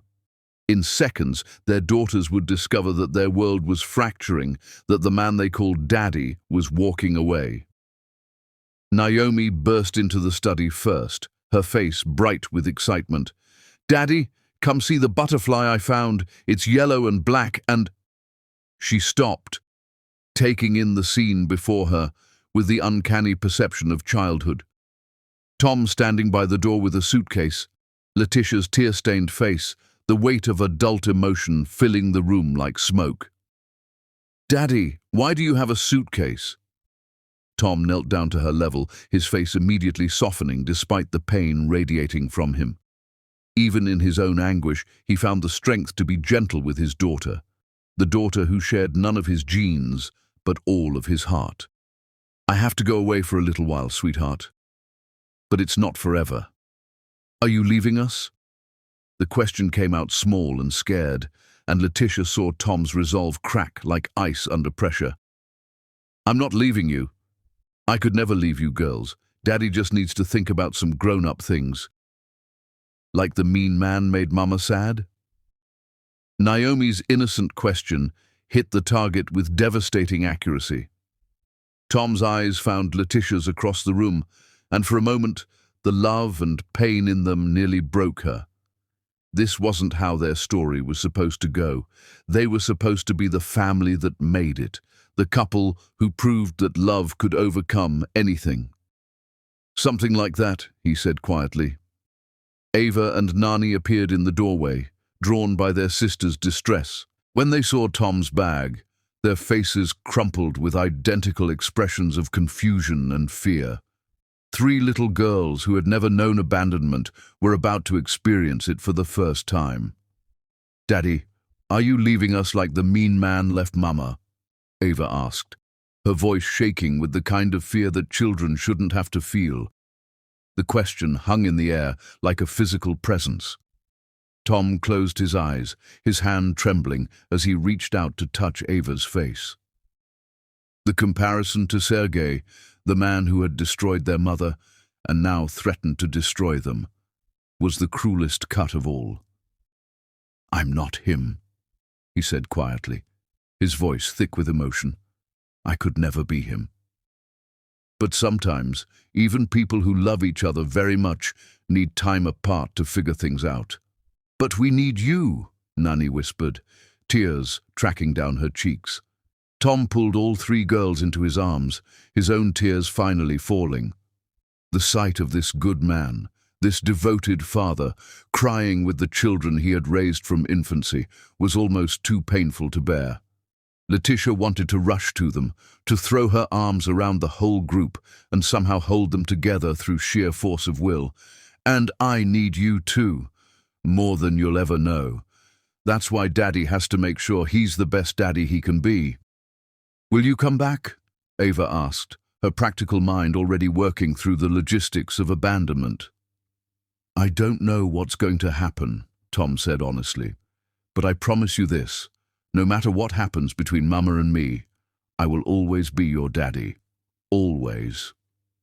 As Letitia watched her family embrace in the doorway, her heart shattered into pieces so small she wondered if they could ever be put back together. Outside, a car engine started, but it wasn't Tom's. Through the window, she saw Sergei Balmer sitting in his Mercedes, watching their house with an expression of desperate longing. The battle for her family was about to begin, and she had just lost her most important ally. Chapter 9. The Fight for Everything. Monday morning arrived like a sentencing, grey and cold despite the summer season. Letitia had spent the weekend in a haze of explanations to the girls about why Daddy was staying at Uncle James's house, of phone calls from Tom that were carefully polite and devastatingly distant, of staring at legal documents that threatened to tear her world apart. The sound of expensive engines in her usually quiet neighborhood had been building since dawn. By 8:30, 3 black sedans lined her street like a funeral procession, their tinted windows reflecting the morning light with ominous precision. Neighbors peered through curtains, their curiosity palpable as they tried to understand what drama was unfolding in the house where the nice family with triplets lived.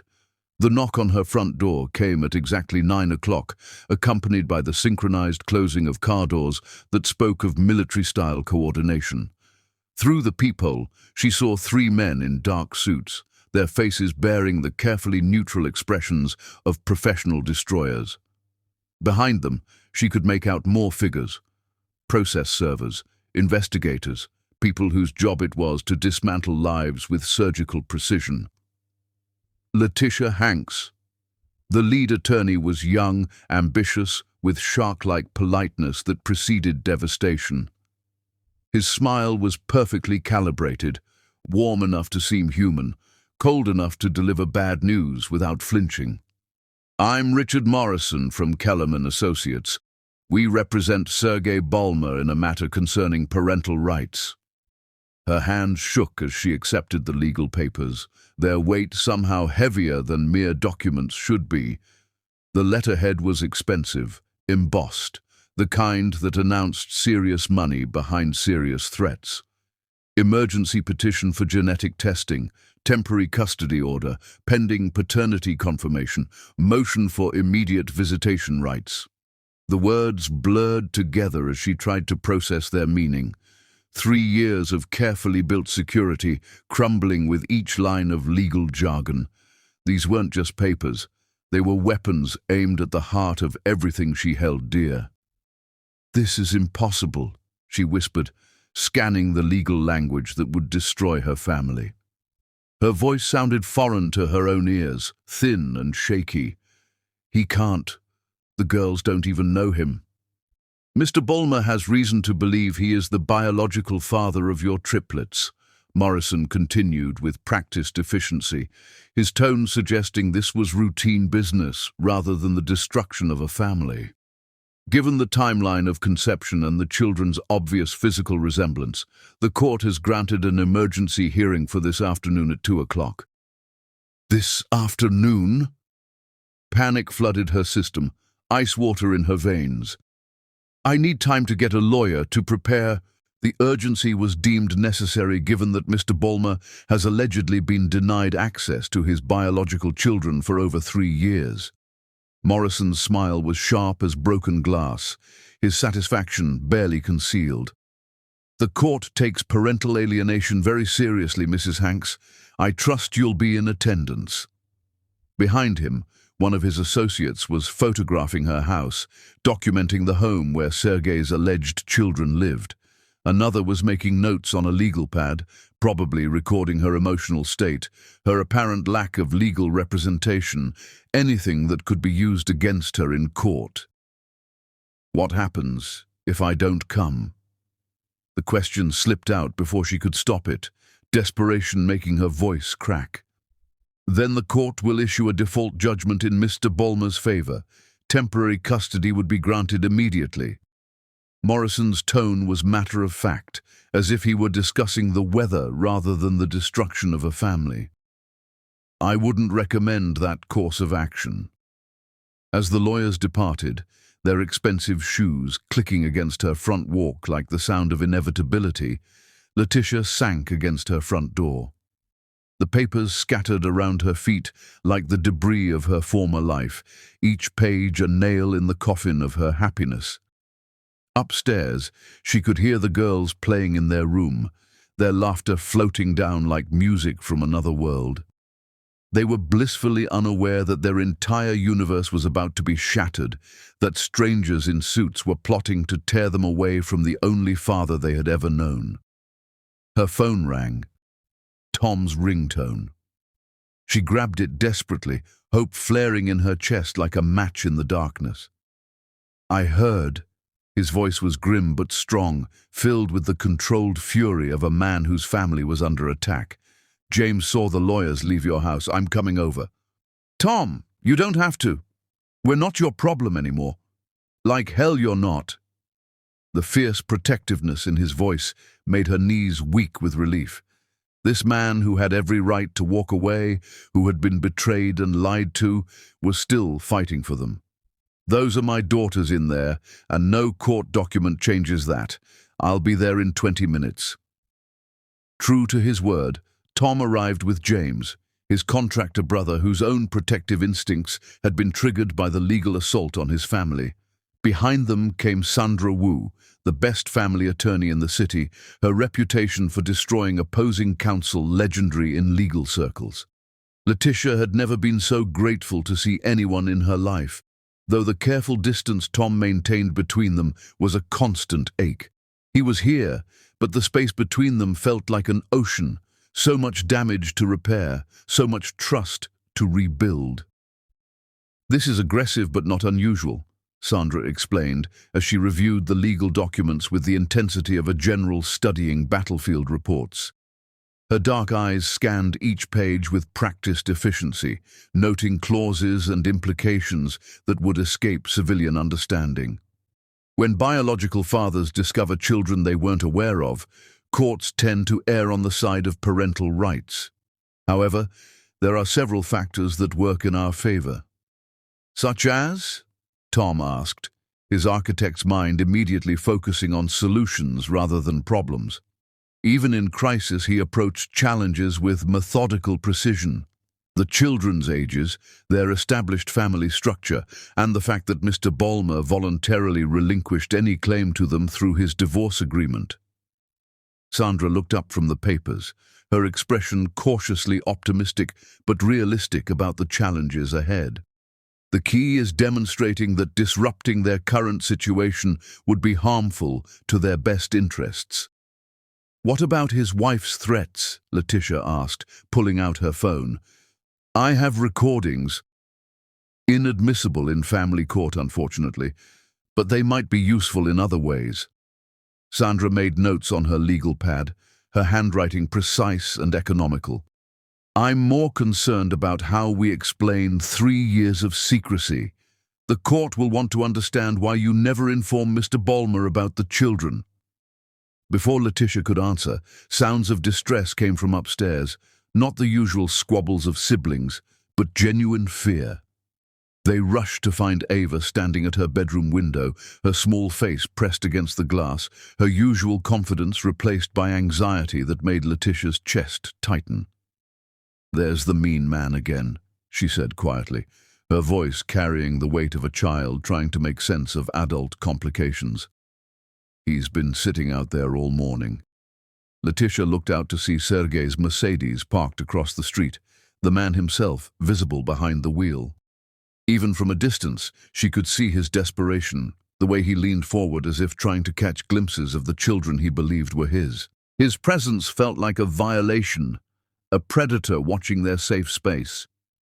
"He's not allowed to be here," Sandra said immediately, pulling out her phone with the efficiency of someone accustomed to crisis management. "I'm calling the police." "Wait." Tom's voice was thoughtful, his engineer's mind working through the problem from multiple angles. "Maybe we should talk to him first. Find out what he really wants." "Absolutely not," Letitia said quickly, her protective instincts flaring. "I won't have him near the girls." "Mama, why is everyone scared of the sad man?" Nani asked, her perceptive gaze moving between the adults as she tried to read the emotional temperature of the room. The question stopped them all cold. From a child's perspective, Sergei wasn't a threat. He was just another confused adult in a world full of inexplicable grown-up behavior.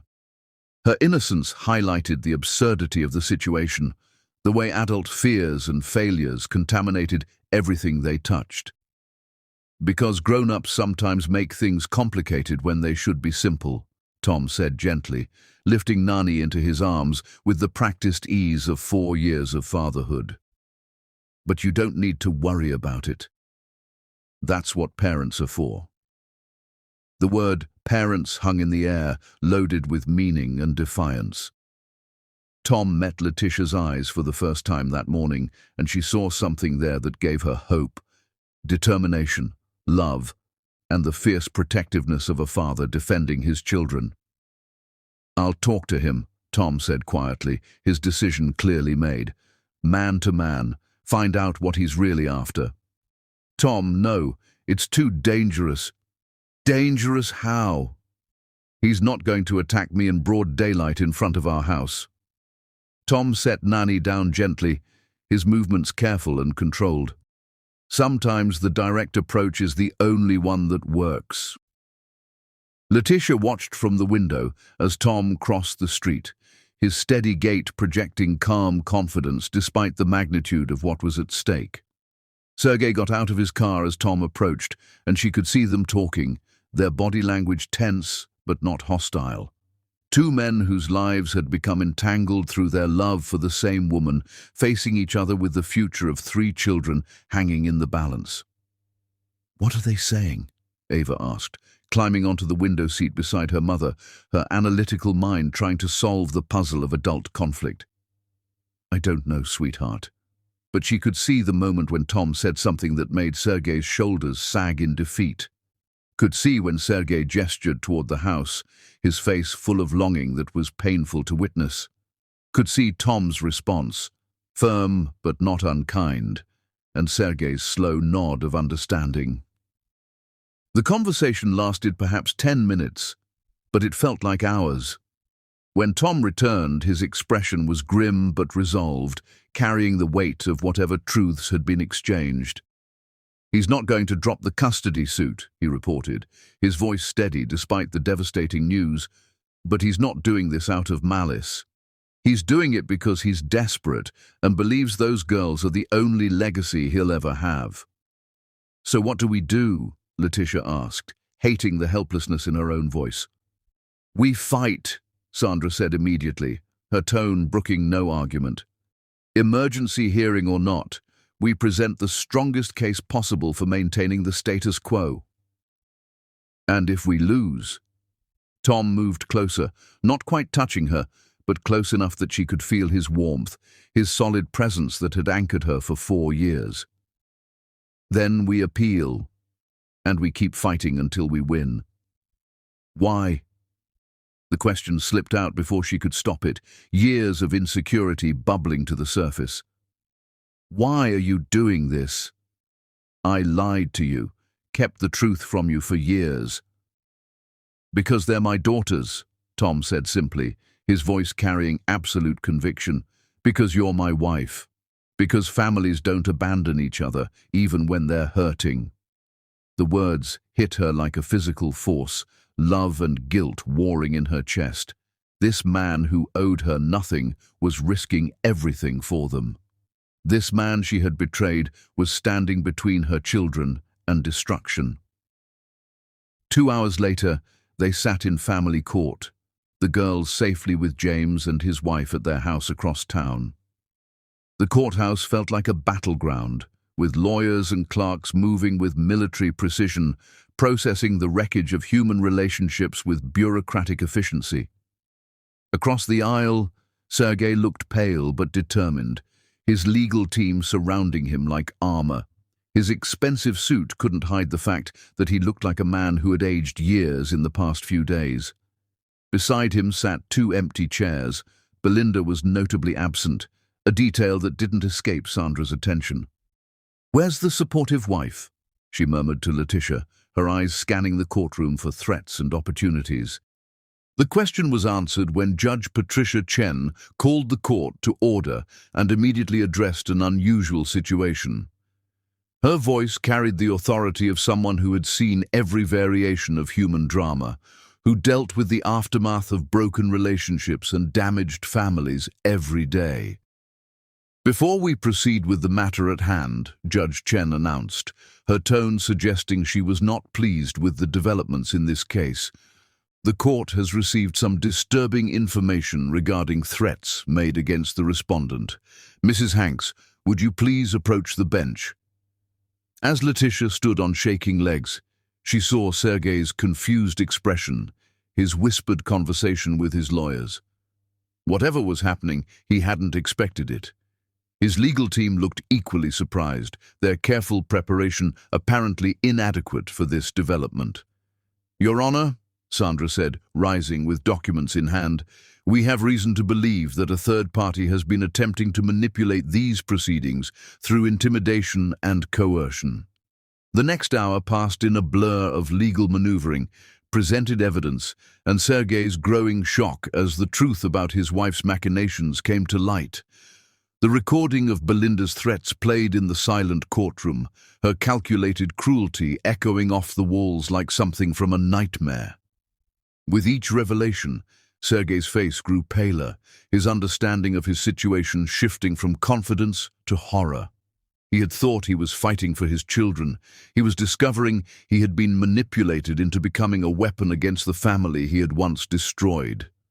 When it was over, when Judge Chen had dismissed the emergency petition pending a full investigation into Belinda's conduct, when Sergei's lawyers had retreated in confusion and barely concealed anger at being used, Letitia found herself face to face with her ex-husband in the courthouse hallway. "I didn't know," he said quietly, his voice hollow with shock and shame. "About Belinda, about the threats. I never would have—" "I know," she replied, surprised by her own certainty. Looking at him now, broken and humiliated, she could see past her fear to the man underneath. "You were many things, Sergei, but you were never cruel to children." He nodded gratefully, then looked past her to where Tom stood waiting, still maintaining that careful distance, but clearly prepared to defend his family against any threat. "He's a good man," Sergei said simply. "The best." "And the girls? They're happy?" "Very happy." Sergei was quiet for a long moment, his gaze distant as he processed the ruins of his carefully constructed life. "I've lost everything, haven't I? My wife, my child that isn't mine, any chance of being part of their lives." "You've lost the lies," Letitia corrected gently, seeing him clearly for perhaps the first time. "Maybe now you can find something real." As they prepared to leave, as the courthouse began to empty of the day's damage and drama, Sergei's voice stopped them one final time. "Mr. Hanks."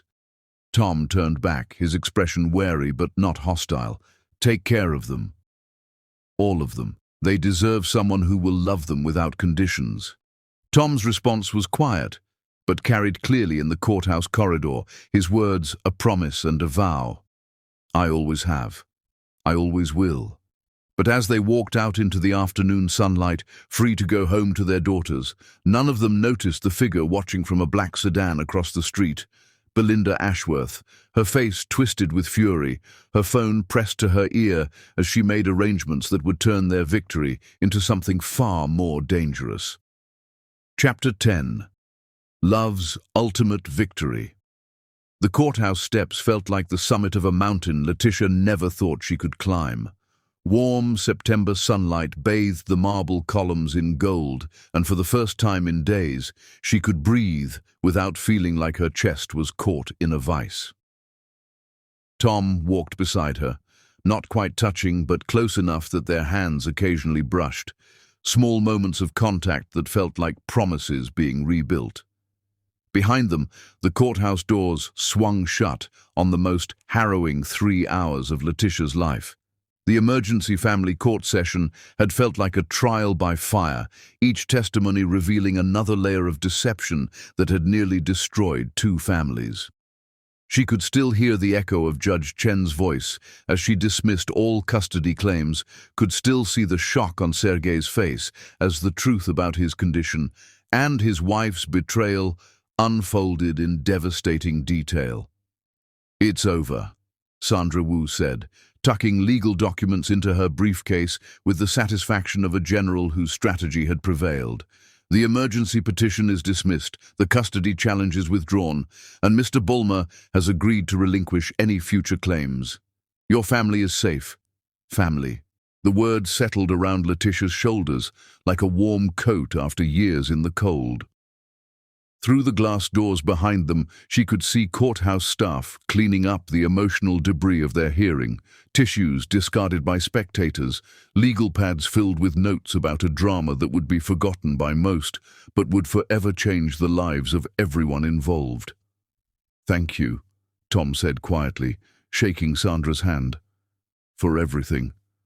I know this wasn't easy." "That's what we do," Sandra replied with a smile. "We fight for families, and yours is worth fighting for." Behind them, through the courthouse doors, Sergei emerged with his considerably diminished legal team. His expensive suit, couldn't hide the fact that he looked like a man who had aged a decade in a single afternoon. His face bore the hollow expression of someone who had gambled everything and lost. But when his eyes met Letitia's, she saw something unexpected. Relief. Letitia. His voice was rough with exhaustion and emotion. I owe you an apology. For today, for 7 years ago, for everything in between. She studied his face, noting the new lines around his eyes, the way defeat had carved itself into his features. This wasn't the commanding man who had once dominated her world. This was someone smaller, more human, finally capable of admitting his mistakes. The man who had convinced her she was broken now stood before her, revealed as the broken one himself. Sergei. Please, let me say this. He took a shaky breath, glancing around at the people passing by, lawyers, families, ordinary citizens going about their business while his world crumbled. I spent our entire marriage trying to control you, trying to make you into someone I thought I needed instead of loving who you were. I blamed you for our problems because accepting the truth about myself was unthinkable. Tom moved slightly closer to Letitia, not possessive but protective, his presence a steady reminder of what real love looked like.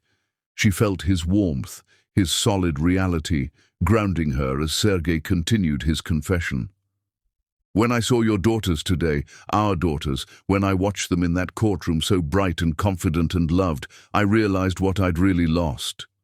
Not the children I never had, but the woman who would have loved me through anything if I'd just been brave enough to let her.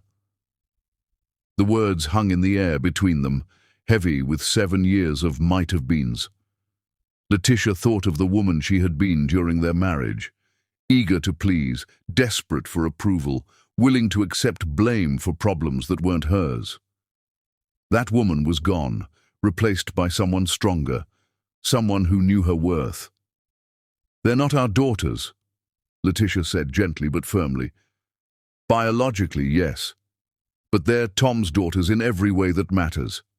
They're the children of a man who shows up every day, who reads bedtime stories and builds blanket forts, and loves without keeping score. Sergei's gaze shifted to Tom, and something passed between the two men, not friendship, but understanding. Two men who had loved the same woman, but only one who had done it right. How do you do it? Sergei asked, his voice barely above a whisper. Love them so completely when they're not. When they're not what? Tom interrupted, his voice quiet but strong. When they're not perfect. When they come with complications. When they need someone to choose them every single day. He paused, his eyes finding Letitia's. That's not a burden, Mr. Bulmer. That's the definition of family. The words hung in the afternoon air, simple and profound. Letitia felt tears threatening as she realized what Tom was really saying, that he chose her, chose all of them, not despite their complicated history, but because love was a decision you made every single day, especially when it was difficult. The baby Belinda's carrying, Sergei said suddenly, his voice breaking slightly. It's not mine, is it? No, Letitia replied softly. I'm sorry. He nodded slowly, unsurprised. I think I knew. Deep down, I think I always knew. I just wanted so desperately to believe I could have what you have now. Real love, real family, real happiness. You can, Tom said unexpectedly, surprising them both. Just not the way you've been trying to get it. Family isn't something you acquire or control. It's something you build day by day, with patience and honesty, and showing up even when it's hard. The wisdom in Tom's words seemed to settle over Sergei like a revelation. Here was a man who had raised 3 children who weren't biologically his, who had loved a woman scarred by another man's cruelty, who had built a family from the pieces of broken dreams, and he had done it all through simple, daily acts of love. As if summoned by the mention of showing up, the sound of running feet echoed across the courthouse plaza. Letitia turned to see James approaching with 3 small figures racing ahead of him, Ava, Nani, and Naomi, their faces bright with relief and joy. They had spent the morning with their uncle, playing in his backyard, while their future was decided in a sterile courtroom, blissfully unaware of how close they had come to losing everything. "Daddy!" Naomi launched herself into Tom's arms with the complete trust of a child who had never doubted she was loved. "Uncle James said the mean lawyers went away." "They did, sweetheart." Tom lifted her up, his face transformed by the smile that always appeared when his daughters were near. The sight of him holding her, his strong arms protective and sure, reminded Letitia of all the moments like this, the countless small acts of fatherhood that had made him their real father long before any court could declare it. "They're all gone now." Ava approached more cautiously, her intelligent eyes taking in the scene before her. She had always been the most perceptive of the three, the one who sensed adult emotions, even when she couldn't understand them. She looked at Sergei with the frank curiosity of childhood, studying his face with scientific interest. "You're the man from Mama's picture," she said matter-of-factly, her small voice carrying clearly in the courthouse plaza. "Yes," Sergei replied, kneeling down to her level despite his expensive suit. "I am. Are you still making Mama sad?" The question was so direct, so innocent, that it hit like a physical blow. Sergei's face crumpled slightly as he looked at this small person who shared his features but possessed none of his complications. In her dark eyes, his eyes, he saw a clarity he had never achieved in 45 years of life. "I hope not," he said quietly, his voice thick with emotion. "I'm trying very hard not to make anyone sad anymore." Nani hung back near Letitia, her perceptive nature clearly picking up on the emotional undercurrents. She had always been the most sensitive of the triplets, the one who felt everything deeply, even when she couldn't articulate it. But it was her quiet voice that provided the moment's grace note. "Sad people can become happy people," she said, with 3-year-old wisdom. "Sometimes they just need time to learn how." Sergei looked up at Letitia, his eyes bright with unshed tears. "She's right, isn't she? About learning how to be happy." "She usually is," Letitia said softly, her hand finding Nani's silky hair. "The question is whether you're ready to do the work." "I think I have to be," Sergei replied, standing slowly. "I've lost everything else. My marriage, my reputation, the child I thought was mine. Maybe it's time to stop lying to myself and start building something real."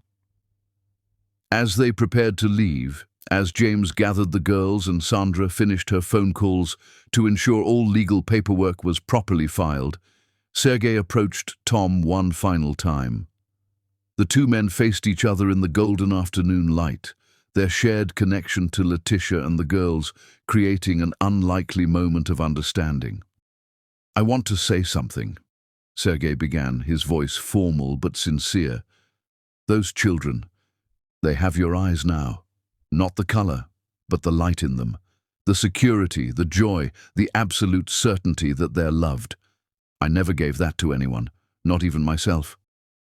Tom was quiet for a moment, considering his response.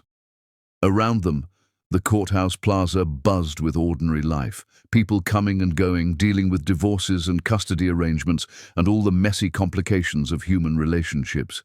But in their small circle, something profound was happening. "It's not too late to learn," Tom said finally. "Isn't it? I'm 45 years old. My marriage is over. I have no real family, no legacy worth leaving." "Legacy isn't about what you leave behind," Tom interrupted gently. "It's about what you do with the time you have left. Those girls will always carry a piece of you, whether you're in their lives or not. The question is, what kind of piece you want that to be." The words seemed to hit Sergei with the force of revelation. He looked at the triplets, chattering excitedly as they prepared to go home, and for the first time his expression wasn't one of loss, but of hope. "Maybe," he said quietly, "I could send them birthday cards." Nothing intrusive, nothing that would confuse them, just acknowledgement that they exist, that they're precious. Tom and Letitia exchanged a look, a whole conversation passing between them in seconds. They had won the legal battle, secured their family's future. This small concession felt like grace, a way for Sergei to have some connection to his biological children without disrupting the life they had built.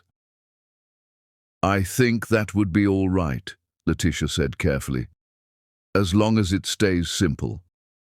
As long as you understand that Tom is their father." "I understand," Sergei said. "I understand more than I ever have before." As they walked to their cars, the girls chattering excitedly about going home, Letitia felt Tom's hand find hers, his fingers intertwined with hers carefully, questioningly, and when she squeezed back, she felt some essential tension release from his shoulders. "Are we okay?" she asked quietly, as they buckled the girls into their car seats, the mundane act feeling miraculous after the day they'd had. "We're going to be," he replied, his voice carrying the certainty she had been desperate to hear. "It's going to take time, and we have things to work through, but Letitia, I never stopped loving you. I never stopped choosing you. Even when I gave you every reason to walk away. Especially then." He closed Naomi's door gently and turned to face her fully, his hands framing her face with infinite tenderness. "That's what marriage means, choosing each other through the difficult times, not just the easy ones." As they drove home through the familiar streets of their neighborhood, the girls singing off-key songs in the back seat, Letitia felt something she hadn't experienced in years: complete peace. The secrets were out, the battles were over, and her family was whole. The evening light painted everything in shades of gold and possibility, and for the first time since the invitation had arrived, she could imagine a future free from the shadows of the past.